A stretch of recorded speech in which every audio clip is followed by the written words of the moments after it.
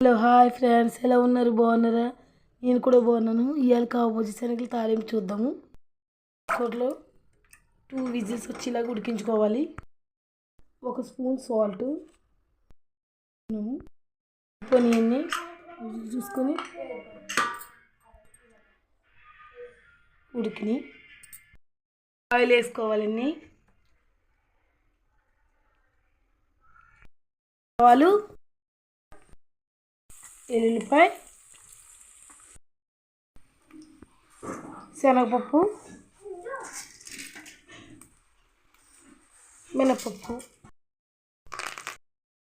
4, అర spoon powder వేసుకుందాము.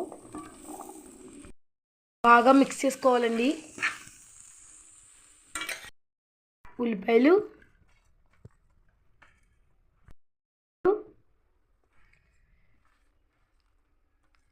కరివేపాకు, కొత్తిమీర, దాంతో నిమ్మ చెక్క రసం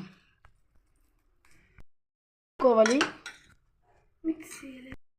తీసుకుందాం.